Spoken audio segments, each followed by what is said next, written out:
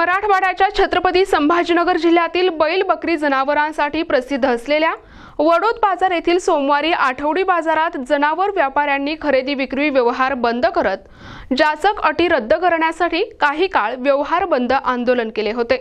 मराठवाड्यासह इतर राज्यातील व्यापाऱ्यांना बैल बकरी खरेदी विक्रीसाठी छत्रपती संभाजीनगर जिल्ह्यातील वडोद बाजार तालुका फुलंब्री येथील सोमवार जनावर आठवडी बाजार प्रसिद्ध असून या ठिकाणी मध्य प्रदेश, राजस्थान, हैदराबाद, मुंबईसह महाराष्ट्रातून व्यापारी येथे कोट्यवधी रुपयांची जनावर खरेदी विक्री व्यवहार करत असतात। सध्या महाराष्ट्रात गोवंश हत्या बंदी कायदा प्रभावीपणे राबवत असल्याने अनेक ठिकाणी जनावरांच्या गाड्या पकडल्या जात असून अनेक जनावरे पकडले जात आहेत। त्यामुळे त्रस्त व्यापारी यांनी खरेदी विक्री व्यवहार बंद करत आंदोलन पुकारले होते। यावेळी सहाय्यक पोलीस निरीक्षक सुनील इंगळे यांनी व्यापाऱ्यांशी चर्चा करत शासन नियमात असलेल्या व्यापाऱ्यांना उगाच त्रास होणार नाही असे सांगत जनावरे दाटीवाटीने नेऊ नका, मुक्या प्राण्यांना त्रास होईल असे वागू नका, आमचे सहकार्य कायम राहील असे सांगितले। त्यानंतर व्यवहार सुरळीत सुरू झाला। यावेळी ग्रामपंचायत पदाधिकारी, व्यापारी, गुत्तेदार, पोलीस कर्मचारी उपस्थित होते। ऊपर से कॉल आया, चलो कायदे के अनुसार अगर जब भैंसा का कारोबार करना इलीगल है तो फिर ये गवर्नमेंट जो हुकूमत है तो ये हुकूमत कंपनी क्यों नहीं बंद करा रही? क्या वजह है इसकी? क्यों नहीं बंद कर रहे? क्यों? ये कंपनी की वजह से जो है तो गवर्नमेंट को फायदा है। ये गवर्नमेंट जो है तो दोगली सरकार है। देखो, एक तरफ जो है तो इधर गरीबों का, मजदूरों का नुकसान हो रहा है और दूसरी तरफ जो है तो ऊपर जो है तो मेरी बात सुन लो सर, ऊपर जो है तो गवर्नमेंट में, आप अधिकारी लोगों को नहीं बोल रहा, ऊपर की जो सत्ता के लोग हैं, देखो भैंसों का कारोबार यहाँ पर जो है तो 90% लोग करते हैं। वो भैंसा जो है तो इधर से लेके एक्सपोर्ट करते हैं, दूसरी जगह बाजार को लेके जाके बेचते हैं। वो बाजार को लेके जाके 2 पैसे कमाते हैं, मगर वही जो भैंसा जो है कंपनी को जाते हैं और वो कंपनी जो है लीगल तरीके से चालू है और इधर जो है तो बजरंग दल, गौरक्षक वाले हमारी वही भैंसों की गाड़ी। एक तरफ जो है तो हमारे को टारगेट किया जा रहा है, एक समुदाय को टारगेट किया जा रहा है। क्या वजह है इसकी? क्यों परेशान कर रहे हैं हमें? इस वजह से जो है ना तो यहाँ पर जो है पूरे महाराष्ट्र में हम जो है तो व्यापारी संघ जो है और इसके संघर्ष समिति तैयार करने वाले हैं कि क्या वजह है, क्यों हमको टारगेट किया जा रहा है। अगर हमें इसी तरह से टारगेट किया जाएगा तो कुछ समय ऐसा आएगा कि हमारे जो कारोबार है इसको एकदम खत्म कर दिया जाएगा। ये कुछ लोगों की चालें हैं जो हमारे को खत्म करने के लिए चल रही है। और एक मसला ये भी आता है कि जब हमारी गाड़ी लूटी जाती है, कोई किसी को अधिकार नहीं है, किसी की बहुत सी जगह मॉब लिंचिंग के केसेस हुए, महाराष्ट्र में हो या दूसरी स्टेट में हो, अदर स्टेट में भी जो है तो मॉब लिंचिंग के केसेस जो बहुत से हुए, तो इसकी वजह यही है कि हमें टारगेट किया जा रहा है। मैं हमारे जो API साहब यहाँ पर आए, मैं उनसे भी रिक्वेस्ट करूँगा कि भाई जो यहाँ व्यापारी वर्ग आता है तो इनको कोऑपरेट करें, इनका सहयोग करें। ऐसा होता है कि कुछ काम जो है तो इलीगल कुछ नाही काय।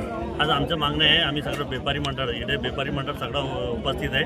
आमचं असं म्हणणं आहे की गौवंश कायदा जे लागू केलेला होता ते रद्द करा। त्याच्यासाठी हे जे तर पूर्ण महाराष्ट्रामध्ये जे आम्ही बाजार समितीने त्याला व्यापारी संघटनेतर्फे हे बंद पुकारलेलं आहे। याचा परिणाम तुम्ही पाहत आहे आज बाजारामध्ये काय परिणाम झालेला आहे। तर याचा आम्ही पूर्ण महाराष्ट्रामध्ये जे तो बंदचं आंदोलन केलेलं आहे।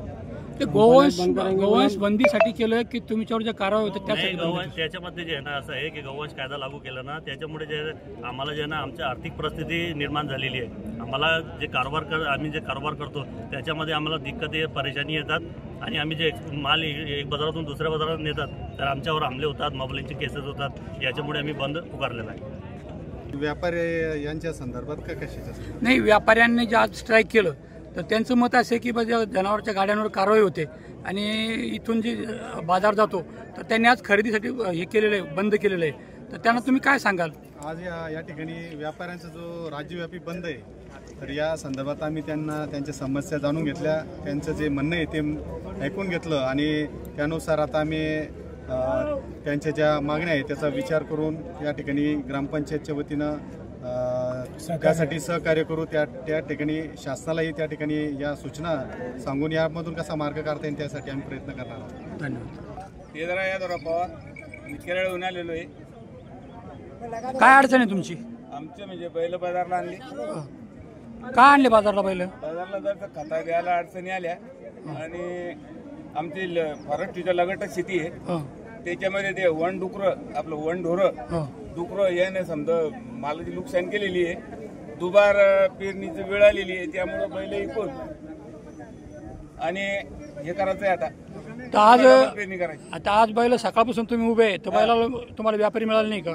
व्यापाऱ्याने युनियन केली असं मला समजलं. व्यापारी एकदम आता ही एवढी मोठी चांगली जोडी 40 आणि 45,000 रुपयात मागताय. आता आम्हाला हे पहिले इकायचे तर आहेच, पण त्याला गिऱ्हाईकच नाही. घरी जाऊन आता औषध पिल्याशिवाय पर्याय बी नाही. तर व्यापाऱ्याने जर बैल खरेदी केली नाही तर शेतकऱ्याचे हाल होतील असं तुम्हाला वाटतं? हाल आहेच ना साहेब. तर तुम्ही सरकारला काय सांगू इच्छिता शेतकरी म्हणून? शेतकरी सांगून की बाय व्यापाऱ्याने व्यापार मोकळा करावा. ते जे व्यापाऱ्याचे जनावर धरून नसता त्या गोशाळेमध्ये टाकून देत्या. गोशाळेमध्ये टाकलं ते आता बजरंग दलावाले हे ते कोण आहे त्याची नोंद ठेवा की या माणसानं आणला का त्या माणसानं आणला. काही करायचं गरज नाहीये. आज आम्हाला ग्रामपंचायततर्फे निरोप मिळाला होता की जे आपला जो पूर्ण महाराष्ट्रामध्ये प्रसिद्ध असलेला जनावरांचा बाजार आज येथील व्यापाऱ्यांनी त्यांच्या समस्याबाबत हितगुज आणि चर्चा करण्यासाठी त्यांनी त्यांची खरेदी विक्री त्यांच्या काही अडचणी असल्यामुळे थांबवली होती. आम्ही लागलीच आमच्या बाजार समितीचं मंडळ आणि आम्ही आमच्या व्यापारी बांधवांसोबत याबाबत चर्चा केली.